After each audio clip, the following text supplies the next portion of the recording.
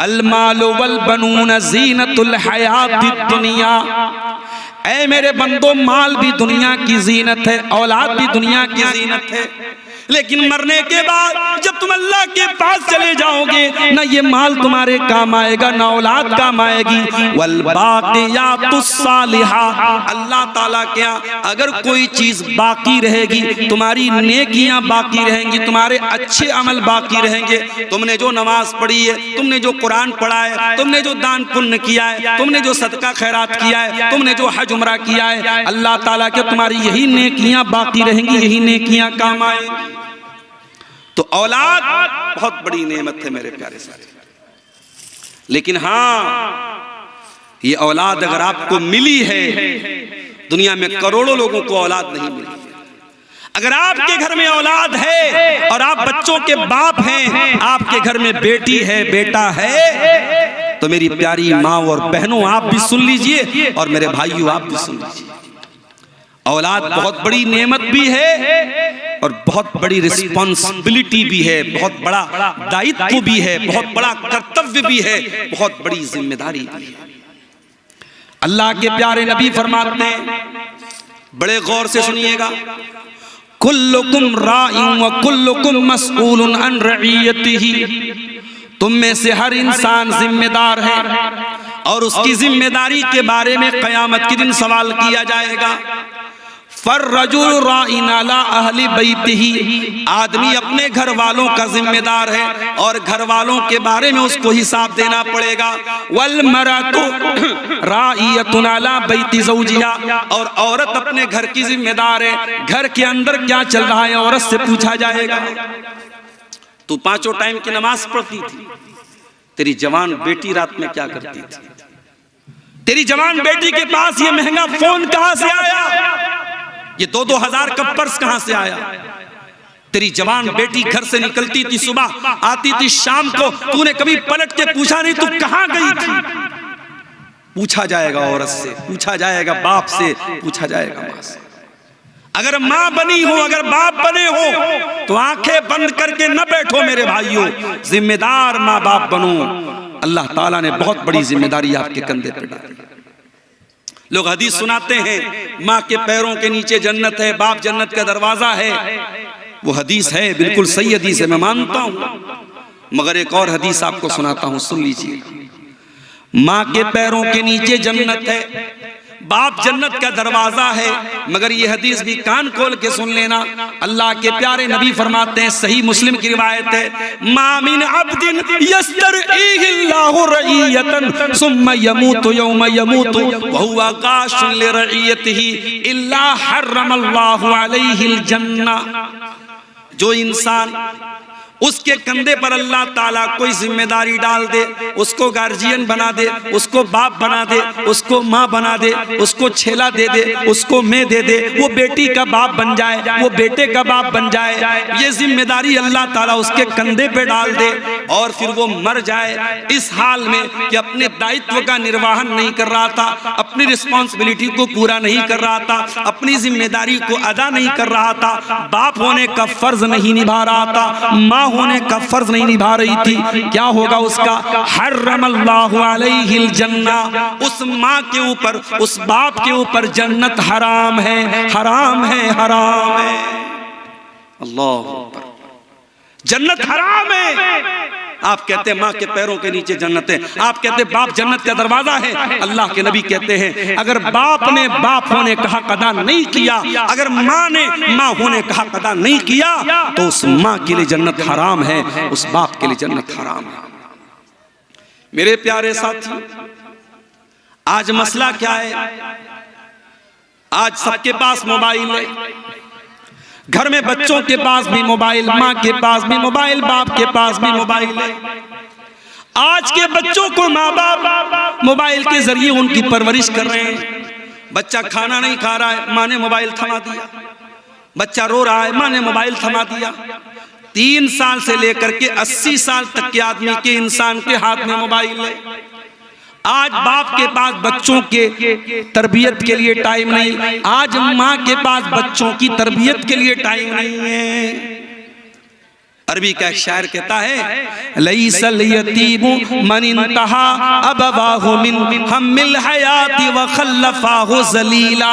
यतीम वो नहीं है जिसके माँ बाप उसे छोड़ के चले जाएं, अनाथ वो नहीं है, अनाथ वो नहीं है, यतीम वो नहीं है जिसके माँ बाप उसको छोड़ के चले जाएं। इन्नल यतीम हुवल्लज़ी तल्का लहू उम्मन तखल्लत औ अबम मशगूला।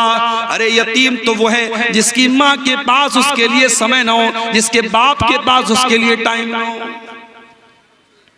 हजरत लुकमान का नाम सुना है आपने? कौन थे वो?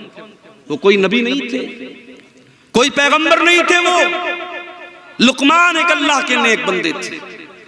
उनके नाम पर कुरान में पूरी एक सूरत उतार दी गई, सूरह लुकमान। भाई लुकमान के अंदर ऐसी क्या खास बात थी?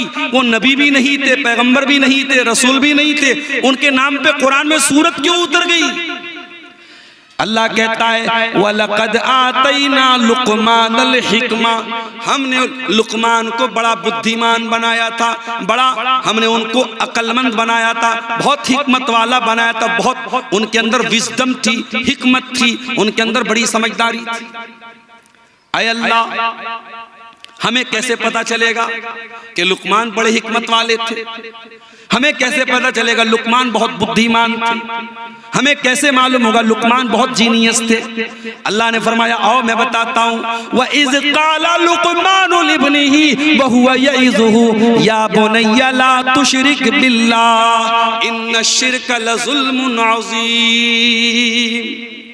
लुकमान समझदार थे, जीनियस थे, बुद्धिमान थे। क्यों? क्योंकि लुकमान अपने बच्चे को नसीहत करते हैं, अपने बच्चे की तरबियत करते हैं, अपने बच्चे को प्यार से समझाते हैं और कहते हैं ऐ मेरे बच्चे, अल्लाह के साथ कभी शिर्क मत करना, अल्लाह के साथ कभी शिर्क मत करना। इस दुनिया का सबसे बड़ा पाप क्या है? शिर्क।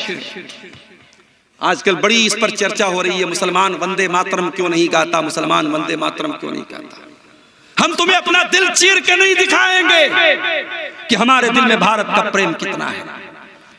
इस देश की धरती को हमारे उलमा ने, हमारे पुरखों ने, हमारे बाप दादा ने अपने खून को कुर्बान करके इस देश को अंग्रेजों के चंगुल से आजाद किया है। हमें तुम्हें कोई सर्टिफिकेट देने की जरूरत नहीं है।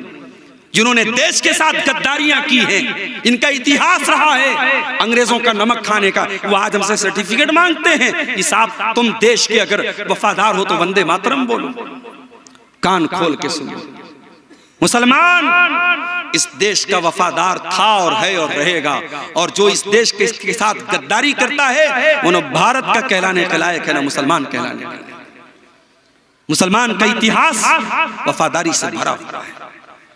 लेकिन हाँ, मुसलमान हर कंकर को, हर पत्थर को, हर पानी को, हर पहाड़ को रब मानने वाला नहीं है। मुसलमान एक रब को मानता है।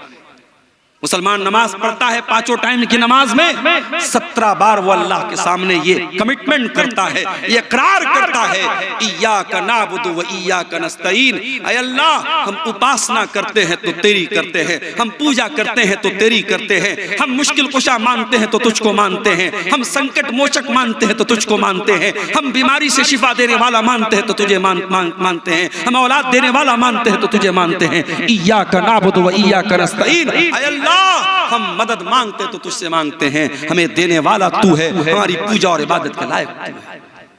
वंदे मातरम का मतलब ये होता है भारत की माता मैं तेरी वंदना करता हूं, मैं तेरी इबादत करता हूं। मुसलमान भारत की इबादत नहीं करता है। मुसलमान का अकीदा क्या है? मैं तेरी मोहब्बत में गिरफ्तार हूं, लेकिन मैं तेरी मोहब्बत में गिरफ्तार हूँ, लेकिन मैं तुझको खुदा समझूं ये इम्कान नहीं है।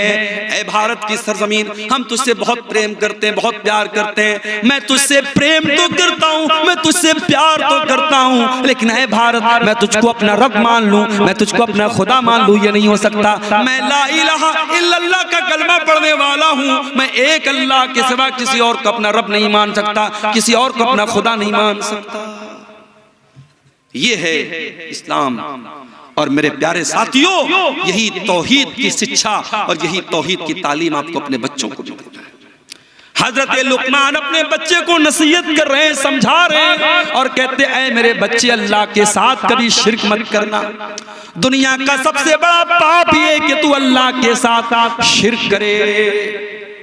आज इतने बड़े बड़े जलसे हो रहे हैं, आज इतनी लंबी लंबी तकरीरें हो रही हैं, लेकिन आपके सीमांचल के बहुत सारे मुसलमान लड़के और लड़कियों को यह भी नहीं पता तौहीद किसको कहते हैं, शिर्क किसको कहते हैं। ना जानकारी में बहुत सारे ऐसे काम भी आज हमारे समाज में हो रहे हैं जो नहीं होने चाहिए। इसी अररिया की सरजमीन पर मुझे लोगों ने बताया इज्तिमा हो रहा है। कैसा इज्तिमा हो रहा है? तबलीगी जमात के लोगों का इज्तिमा हो रहा है। क्या हो रहा है उसके अंदर? कभी आप गौर कीजिएगा, उस तबलीगी जमात के इज्तिमा में कभी तौहीद पर बात नहीं होगी, कभी अकीदे पर बात नहीं होगी, कभी शिर्क को शिर्क नहीं कहा जाएगा, कभी बिदअत को बिदअत नहीं कहा जाएगा। उसमें सिर्फ मीठी मीठी बातें बताई जाएंगी। नमाज पढ़ो, छोटों से प्यार करो, बड़ों का एहतराम करो, सच बोलो, वादा खिलाफी मत करो। मीठी मीठी बातें बताई जाएंगी, कड़वी बात कोई नहीं बताई जाएगी। माफ करना मेरे प्यारे साथियों, इस्लाम सिर्फ मीठी मीठी बातों का नाम नहीं है। इस्लाम में कड़वे प्याले भी आपको पीने पड़ेंगे। इस्लाम सिर्फ ये नहीं सिखाता है कि तुम अखलाक को अच्छा कर लो, तुम नमाज को पढ़ लो। इस्लाम ये भी कहता है तुम शिर्क मत करो, तुम बिदअत मत करो, तुम अल्लाह को छोड़ के किसी और के दर पे ना जाओ, तुम अल्लाह का दर्जा किसी और को ना दो, तुम नबी का दर्जा किसी और को ना दो। और तबलीगी जमात के इज्तिमा में बहुत सारे ऐसे अज़कार भी बताए जाते हैं जो बिदअत पर मुश्तमिल होते हैं, गलत होते हैं, फर्जी होते हैं, और उनको अवाम में फैलाया जाता है, प्रमोट किया जाता है। और अफसोस की बात है कि आपकी शेरशाबादी बरादरी में और आपकी अहले हदीस जमात में इस तरीके के तबलीगी इज्तिमा को प्रमोट किया जाए और अहले हदीस अफराद वहां पर बुलाए जाएं, ये बिल्कुल भी मुनासिब नहीं है। हम किसी के साथ कोई तासुब नहीं रखते, मगर हाँ मेरे प्यारे साथियों, हम जिस मनहज पर हैं, जिस अकीदे पर हैं, हम किताब सुन्नत के जिस प्लेटफॉर्म पर हैं, उसका तकाजा यही है कि जहां से बिदअत को प्रमोट किया जाए, जहां से गलत चीजों को प्रमोट किया जाए, हम ऐसी तमाम चीजों का बाइकॉट करते हैं। और इसलिए ऐसे इज्तिमा की हम अपनी मस्जिदों में अगर इजाजत दे रहे हैं, अपने मदरसों में अगर हम इजाजत दे रहे हैं और अपने नौजवानों को उस तरीके के इज्तिमात में हम भेज रहे हैं, तो ये बिल्कुल भी मुनासिब नहीं है। हमें और आपको इससे सचेत रहना चाहिए। नबियों ने यही काम किया है। अपने बच्चों को उन्होंने सबसे पहले अकीदे का पाठ पढ़ाया है। हजरत इब्राहीम अलैहिस्सलाम को देखो, इब्राहीम अलैहिस्सलाम अल्लाह की बारगाह में दुआ करते हैं, कहते वजुनुबनी व बनिया अन नाबुदल असनाम। आय अल्लाह तू मेरे बच्चों को बुत परस्ती से बचाना, मेरी औलाद कहीं बुत परस्ती में न पड़ जाए। ऐसी मांचल के मुसलमानों, तुमने अगर अपने बच्चों की चिंता नहीं की, उनको तौहीद का पाठ नहीं पढ़ाया, उनको कुरान और हदीस का पाठ नहीं पढ़ाया, उनको सही तरीके पर नमाज पढ़ना नहीं सिखाया, आने वाला जमाना बड़ा नाजुक है। उनको कोई अपने रंग में रंग देगा, कोई अपनी विचारधारा में लपेट लेगा, कोई अपने मसलक और अकीदे में लपेट लेगा। अपने बच्चों का ईमान बचा के चलो, अपने बच्चों को तौहीद सिखा के चलो, अपने बच्चों को सही तरीके पर नमाज सिखाते हुए चलो। कई जगहों पर मैं गया, पूरा गांव अहले हदीस का है। बच्चा मुझसे मुसाफा करने आया, बच्चे ने दोनों हाथ से मुसाफा किया। मैंने पूछा भाई ये कौन सा गांव है? लोगों ने बताया मौलाना साहब ये पूरा गांव अहले हदीसों का गांव है, शेरशाबादी गांव। मैंने कहा बच्चा दोनों हाथ से मुसाफा क्यों कर रहा है? क्या इसको ये नहीं बताया गया कि सुन्नत तरीका ये है एक हाथ से मुसाफा किया जाए? लोगों ने कहा मौलाना साहब इसके बाप फला जगह रहते हैं, वहाँ दो हाथ से मुसाफा का रिवाज है, वहीं ये बच्चा भी रहता है, इसलिए वहीं से वो चीज सीख करके आया है। आपके बच्चे, आप उनको कुछ बताएं या ना बताएं, आपके समाज में जो प्रचलित है, जो चल रहा है, जो हो रहा है, बच्चे उसी से सीखते हैं। मेरे प्यारे साथी, अगर आपके समाज में लड़कियां पर्दा नहीं करेंगी, अगर आपके समाज में लड़की नकाब में नहीं निकलेगी, तो आपकी बेटी भी जब जवान होगी वो घर से बगैर नकाब के ही निकलेगी। उसको बताना नहीं पड़ेगा, समाज में जो चल रहा है आपकी बेटी भी उसी से प्रभावित हो जाएगी, उसी से मुतासिर हो जाएगी। इसलिए मेरे प्यारे साथियों, समाज में क्या चल रहा है ये मत देखो, अल्लाह क्या चाहता है, रसूल क्या चाहते हैं, वही अपने बच्चों को बताओ और सिखाओ। हजरत इब्राहीम अलैहिस्सलाम अल्लाह से दुआ करते हैं, वजुनुबनी व बनी या अन्नाबुदल असनाम, ऐ अल्लाह तू मेरे बच्चों को बुत परस्ती से बचा ले। आपके मरने का टाइम आता है, आप अपने बच्चों को बुलाते हैं, मैं इतनी जमीन छोड़ के जा रहा हूं, इतना खेत छोड़ के जा रहा हूं, जमीन के बारे में वसीयत करके जाते हैं, खेतों के बारे में वसीयत करके जाते हैं, अपने बच्चों को जमीन और जायदाद के बारे में बता के जाते हैं। आओ, अल्लाह का एक नबी भी इंतकाल करने वाला है, उस नबी का नाम याकूब अलैहिस्सलाम है। अम कुंतुम शुहदा इज़ हदर याकूब अल मौत, याद करो जब याकूब की मौत का टाइम आ गया, इज़ क़ाला लिबनीही, जब याकूब अलैहिस्सलाम ने अपने 12 बेटों को बुलाया, उनके 12 बेटे थे, उनके 12 बेटे थे और एक बेटे का नाम यूसुफ था, उन्हीं के 12 बेटों को बनी इसराइल कहा जाता है। याकूब अलैहिस्सलाम का दूसरा नाम इसराइल था, उन्हीं के 12 बेटों को बनी इसराइल कहा जाता है। याकूब अलैहिस्सलाम का आखिरी टाइम है, अंतिम समय है, मृत्यु का समय है, मौत का टाइम है। अपने 12 बेटों से जो चारपाई के आसपास खड़े हैं, हजरत याकूब क्या पूछते हैं? ये नहीं पूछते मेरे बच्चों मेरे खेत का क्या करोगे, मेरे घर का क्या करोगे, मेरी जायदाद का क्या करोगे, पूछते माता बुदून मिन बादी, ऐ मेरे बच्चों तुम मेरे बाद किसकी इबादत करोगे, किसके आगे सर झुकाओगे, किससे दुआ करोगे, किसके आगे अपना माथा टेकोगे। माता बुदून मिन बादी, ऐ मेरे बच्चों तुम मेरे बाद किसकी इबादत करोगे। कालू नाबुदु इलाहका व इलाह आबाइका इब्राहीम व इस्माइल व इसहाका इलाहन वाहिदा। 12 के 12 बेटे के अब्बा जान आप चिंता न करें, आप टेंशन न लें, आप फिक्र न करें, हम उसी एक अल्लाह की इबादत करेंगे जिसकी इबादत आप करते हैं और जिसकी इबादत हमारे बाप दादा इब्राहिम करते थे, इस्माइल करते थे, इसहाक करते थे। आपने कभी बताया अपने बच्चों को किसकी इबादत करनी चाहिए? कभी बताया अपने बच्चों को शिर्क क्या है, तौहीद क्या है? नहीं बताया मेरे प्यारे साथी। ये औलाद आपके गले का हार बन जाएगी मेरे भाइयों, ये औलाद आपके गले का फंदा बन जाएगी। कल कयामत के दिन अल्लाह पूछेगा, ऐ शेरशाबादी समाज से ताल्लुक रखने वाले मुसलमान, ऐ सीमांचल की धरती पे रहने वाले मुसलमान, तू एक ऐसे माहौल में पैदा हुआ जहाँ हर तरफ मुसलमान थे, जहाँ हर तरफ कुरान और हदीस पे चलने वाले थे, हर तरफ कुरान और हदीस पे चलने वाले लोग थे। ऐसे माहौल और समाज में तू पैदा हुआ था। तेरे समाज में हर साल सैकड़ों जलसे हुआ करते थे, पूरे भारत के मौलाना लोग उलमा तेरी बस्तियों में आया करते थे। तूने अपने बच्चों को तौहीद क्यों नहीं बताई? तेरी बेटी तौहीद से दूर क्यों, तेरा बच्चा तौहीद से दूर क्यों? जानते हो तौहीद क्या है? आओ तौहीद की एक झलक आपको बता देता हूं। अल्लाह के प्यारे नबी अपने चचा के बेटे अब्दुल्ला बिन अब्बास से, अब्दुल्ला बिन अब्बास कौन थे? नबी के चचा के बेटे थे। और अल्लाह के प्यारे नबी जब रात में नमाज पढ़ने के लिए उठते थे, अब्दुल्ला बिन अब्बास वजू का पानी लाके देते थे। ओ लोगो, तुम्हारे गांव में उलमा आ जाते हैं, तुम अपने बच्चों को उलमा से मिलाते तक नहीं हो। अरे गांव में कोई बाहर से आलिम आ जाए, बच्चे को लेके पहुंचो, बच्चे से कहो बेटा मौलाना को सलाम करो, मौलाना से मुसाफा करो, अपने बच्चों के दिल में उलमा का एहतराम भी पैदा करो। ये हमको नबी ने सिखाया, ये सहाबा ने सिखाया। रात का वक्त है, अल्लाह के प्यारे नबी तहज्जुद की नमाज के लिए खड़े हो रहे हैं और अब्दुल्ला बिन अब्बास वजू का पानी लेके आ रहे हैं। नबी ने पूछा ये पानी कौन लाया? किसी ने कहा अल्लाह के नबी ये पानी अब्दुल्ला बिन अब्बास लेके आया।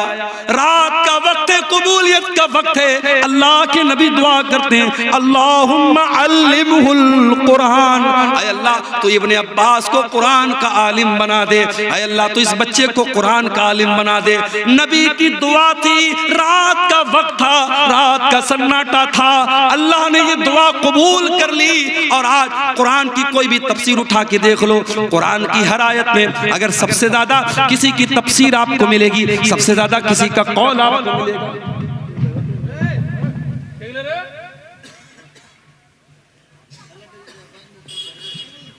सबसे ज्यादा किसी का कौल आपको मिलेगा तो अब्दुल्ला बिन अब्बास का मिलेगा। इनको तर्जुमानुल कुरान कहा जाता है, इनको हब्रुल उम्मा कहा जाता है, इनको उम्मत का सबसे बड़ा आलिम कहा जाता है, सबसे बड़ा स्कॉलर कहा जाता है। अब्दुल्ला बिन अब्बास नबी अकरम के चचा के बेटे हैं, नबी अकरम सल्लल्लाहु अलैहि वसल्लम के भाई हैं और अल्लाह के प्यारे नबी सल्लल्लाहु अलैहि वसल्लम सवारी के ऊपर सवार हैं और पीछे अब्दुल्ला बिन अब्बास बैठे हैं और 8 साल के या 10 साल के बच्चे हैं अब्दुल्ला बिन अब्बास।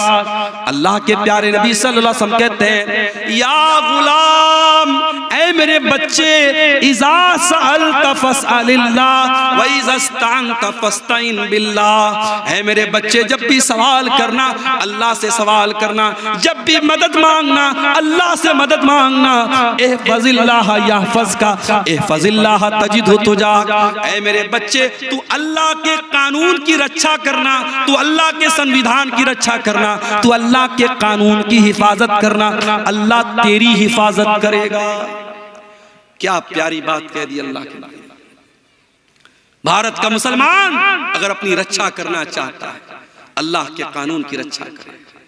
बीमार दवाई खाता नहीं, बदनाम तबीब का नाम हुआ, हुए काम बुरे तो मुसलमान से बदनाम बेचारा इस्लाम हुआ। हम कदम कदम पे अल्लाह के कानून को तोड़ रहे हैं, हम अल्लाह के कानून से बगावत कर रहे हैं और उसके बाद हम ये शिकायत कर रहे हैं, अल्लाह हमारी रक्षा क्यों नहीं कर रहा, अल्लाह हमारी हिफाजत क्यों नहीं कर रहा। अल्लाह के नबी अब्दुल्ला बिन अब्बास से कहते हैं, इहफज़िल्लाह यहफज़का, तू अल्लाह की हिफाजत कर, अल्लाह तेरी हिफाजत करेगा। इहफज़िल्लाह तजिदहु तुजाहक, तू अल्लाह की हिफाजत कर, अल्लाह तेरे सामने होगा। जब तू अल्लाह के दीन की हिफाजत करेगा, जब तू अल्लाह के कानून की हिफाजत करेगा, जब तू अल्लाह के हलाल को हलाल जानेगा, जब तू अल्लाह के हराम को हराम जानेगा, ऐ मेरे बच्चे, अल्लाह तेरी मदद को हमेशा तेरे सामने होगा। और अगला जुमला सुन लो। ओ बिहार के मुसलमानों, बड़ी चिंता में पड़े हो, अब क्या होगा तब क्या होगा। बिहार वाले यूपी वालों के बारे में पूछते हैं, आपके यहाँ क्या हालात चल रहे हैं। सुन लो, अल्लाह के प्यारे नबी 8 साल के बच्चे को क्या मैसेज दे रहे हैं। काश कि भारत के मुसलमानों तुमने ये मैसेज ले लिया होता, ये पैगाम तुमने समझ लिया होता। अल्लाह के नबी कहते हैं, वअलम अन्नल उम्मत लविज्तमाअत अला अन यनफऊक बिशैइन। ऐ मेरे बच्चे, सारी दुनिया मिल करके अगर तुझे कोई फायदा पहुंचाना चाहे, ला यनफऊका, तो तुझे कोई फायदा नहीं पहुंचा सकती, इल्ला बिशैइन क़द कतबहुल्लाहु लक, सिवाय उसके जो तेरी तकदीर में लिखा है। तकदीर से बढ़ के तुझे कोई फायदा मिलने वाला, कोई लाभ मिलने वाला, कोई प्रॉफिट मिलने वाला नहीं है। और अल्लाह ने अगर तेरे मुकद्दर में कोई नुकसान लिख दिया है, सारी दुनिया मिल करके तुझे उस नुकसान से नहीं रोक सकती। उतना ही नुकसान तुझको पहुंचेगा जितना नुकसान अल्लाह ने तेरी तकदीर में लिख दिया है। रुफ़ियतिल अक़लाम व जफ़्फ़तिस सुहुफ़, अल्लाह ने तकदीर का जो कलम, जिस कलम से तकदीर को लिखा था, वो कलम उठा लिए गए और तकदीर जिस कागज पे लिखी गई वो कागज सूख चुका है। अब तकदीर फाइनल हो चुकी है, अब तकदीर चेंज होने वाली नहीं है। मेरे प्यारे साथियों, अल्लाह के नबी 8 साल के बच्चे को ये सबक दिया। आपका बच्चा आपके साथ खाना खाने बैठता है, आपने अपने बच्चे को कितनी मर्तबा खाना खाने का तरीका बताया। हजरत सलमा कहते हैं, मैं अल्लाह के नबी के साथ बैठा हुआ था, मैं बाएं हाथ से खाना खाने लगा। अल्लाह के प्यारे नबी ने फरमाया, कुल बियमीनिक, ऐ बच्चे दाहिने हाथ से खाना खा, व कुल बिस्मिल्लाह, और बिस्मिल्लाह पढ़ के खाना खा, व कुल मिम्मा यलीका, और अपने सामने से खाना खा, पूरी प्लेट में तू हाथ मत घुमा। हजरत सलमा कहते हैं, अल्लाह के प्यारे नबी ने मुझे खाने का जो तरीका बता दिया, सारी जिंदगी मुझे वो तरीका याद रहा और उसी तरीके पर मैं खाना खाता रहा। बच्चों की आप तरबियत जैसी करेंगे मेरे प्यारे साथियों, बच्चे उसी सांचे में ढलते चले जाएंगे। और ये भी याद रखिए, औलाद को सुधारना है तो पहले अपने आप को सुधारना पड़ेगा। अगर आप नशा करेंगे, बच्चे से बीड़ी मंगवाएंगे, बच्चे से सिगरेट मंगवाएंगे, बच्चे से मधु मंगवाएंगे, बच्चे से गुटखा मंगाएंगे, बच्चा आपको जो चीजें ला के दे रहा है, कल वो चीजें अगर बच्चा खुद इस्तेमाल कर रहा है तो इसमें हैरान होने की कोई जरूरत नहीं है। आप अगर अपने बच्चों को सिगरेट से रोकना चाहते हैं, बीड़ी से रोकना चाहते हैं, गुटखा से रोकना चाहते हैं, तो आपको खुद रुकना पड़ेगा। और मैं कहना चाहूंगा अपने समाज के उन नौजवानों से जो किसी भी प्रकार का नशा करते हैं, चाहे वो शराब का नशा हो, चाहे वो ड्रग्स का नशा हो, चाहे वो सिगरेट का नशा हो, चाहे वो बीड़ी का नशा हो, चाहे वो गुटखा का नशा हो, अपने नौजवानों से कहना चाहूंगा, क्यों अपने आप को हलाक कर रहे हो? क्यों अपने शरीर को बर्बाद कर रहे हो? अरे ये नशा करते करते इस एक दिन तुम बर्बाद हो जाओगे, तुम्हारा शरीर छलनी हो जाएगा, न तुम बीवी के काबिल बचोगे, न बच्चों के बाप बनने के काबिल बचोगे, न जमीन पे चलने के काबिल बचोगे। जाओ कैंसर हॉस्पिटलों में जाके देखो, सिगरेट पीने वाले और गुटखा खाने वाले हजारों की तादाद में आपको कैंसर की बीमारी में मुब्तला मिलेंगे। क्यों अपने आप को आत्महत्या की तरफ और सुसाइड की तरफ लेके जा रहे हो? ऐ शराब पीने वाले इंसान, ये शराब जिसे तेरी शरीयत में उम्मुल खबाइस कहा गया, तमाम बुराइयों की जड़ कहा गया, और जिस शराब को पी करके जब तू अपने घर में आएगा तो इस बात की गारंटी नहीं है कि तेरा हाथ तेरी बीवी के दामन तक जाएगा, या तेरी माँ के गरेबान तक जाएगा, या तेरी बहन के गरेबान तक जाएगा। जिस शराब को पी करके तू हलाल और हराम को भूल सकता है, ऐ मुसलमान, अल्लाह के वास्ते उस शराब की लानत को छोड़ दे। और अगर तू ये कहता है कि नहीं मुझे तो शराब की लत लग चुकी है, मुझे तो गुटखे की लत लग चुकी है, तो आओ मैं तुम्हें बताता हूं, सब मदीना के अंदर सहाबा शराब पिया करते थे, शराब की लत थी उनको, शराब उनके दस्तरखान पे रखी रहती थी। मगर जब कुरान की आयत नाजिल होती है, सूरे मायदा की आयत नाजिल होती है, या अय्युहल्लज़ीना आमनू इन्नमल खम्रु वल मैसिरु वल अंसाब, ऐ ईमान वालो, ये शराब, ये जुआ, वल अज़लाम, और ये किस्मत का हाल मालूम करने के लिए जो तुम पासे फेंकते हो,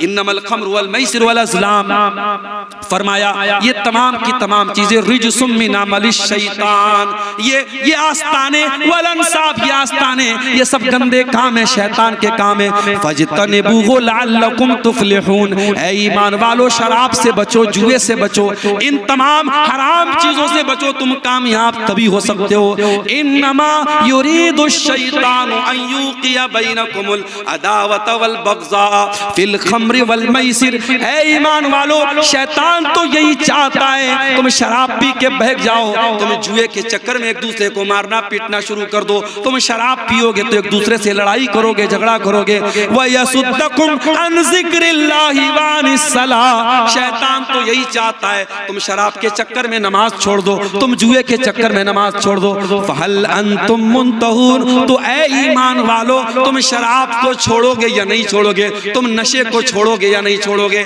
जब कुरान की आयत नाजिल हुई, नबी के साहबा ने ऐलान कर दिया, इंतहाइना इंतहाइना, ऐ अल्लाह, हम शराब को अब हाथ नहीं लगाएंगे, हम जुए को अब हाथ नहीं लगाएंगे। सहाबा ने अपने घर से शराब के बर्तन निकाल दिए, शराब के प्याले निकाल दिए, जिस घड़े में वो शराब रखते थे, जिस बर्तन में वो शराब रखते थे, उन्होंने बर्तन को भी तोड़ दिया, बर्तन को भी फेंक दिया।